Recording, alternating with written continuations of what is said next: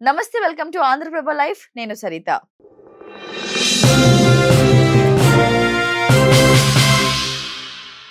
నేటి ఉరుకుల పరుగుల జీవితం, మారిన ఆహారపు అలవాట్లు మన ఆరోగ్యంపై తీవ్ర ప్రభావం చూపుతున్నాయి.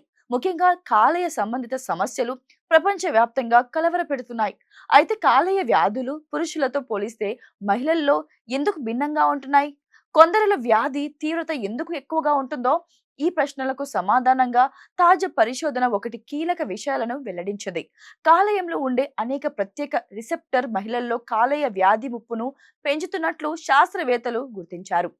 ఆ వివరాలేంటో ఈ వీడియోలో తెలుసుకుందాం.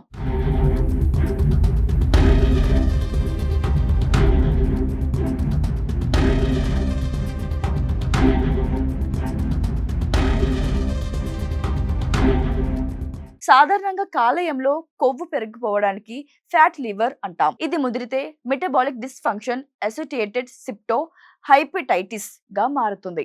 దీనివల్ల కాలేయంలో వాపు, ఫైబోసిస్ ఏర్పడి చివరికి అది లివర్ ఫెయిల్యూర్ లేదా క్యాన్సర్ కు దారితీయవచ్చు. అయితే ఈ వ్యాధి పురుషుల కంటే మహిళల్లో వేగంగా ముదిరే అవకాశం ఉందని ఈ అధ్యయనం చెబుతోంది. ఇక శాస్త్రవేత్తలు ఎలుకలపై చేసిన ప్రయోగాల్లో రిసెప్టర్ పాత్రను క్షుణ్ణంగా పరిశీలించారు. కాలేయ కణాల్లోని రిసెప్టర్ ను తొలగించినప్పుడు ఆడ ఎలుకల్లో కాలేయ వాపు, ఫైబ్రోసిస్ గణనీయంగా తగ్గాయి. మహిళల్లో ఉండే ఈ స్ట్రోటజన్ హార్మోన్ కాలేయానికి ఒక రక్షణ కవచంలా పనిచేస్తుంది. కానీ ఈ ఈస్ట్రోజన్ పనితీరును అడ్డుకుంటున్నట్లు పరిశోధకులు గుర్తించారు. అయితే విశేషం ఏమిటంటే, ఈ రిసెప్టర్ ప్రభావం మగ ఎలుకల్లో పెద్దగా కనిపించడం లేదు.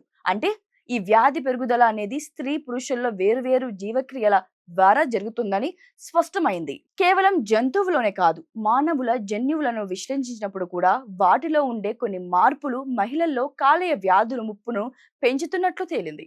భవిష్యత్తులో కాలేయ వ్యాధులకు చికిత్స అందించేటప్పుడు స్త్రీ పురుషుల భేదాలను పరిగణలోనికి తీసుకోవాలి. రిసెప్టర్ను లక్ష్యంగా చేసుకొని కొత్త మందులు తయారు చేస్తే ముఖ్యంగా మహిళలకు ఇది ఎంతో మేలు చేస్తుంది. కాలేయం మన శరీరంలోని అతిపెద్ద కర్మాగారం. దాని రక్షణ కోసం సరైన బరువు, నిర్వహణ, పోషకాహారం తీసుకోవడం తప్పనిసరని ఈ పరిశోధన మరోసారి గుర్తు చేస్తుంది.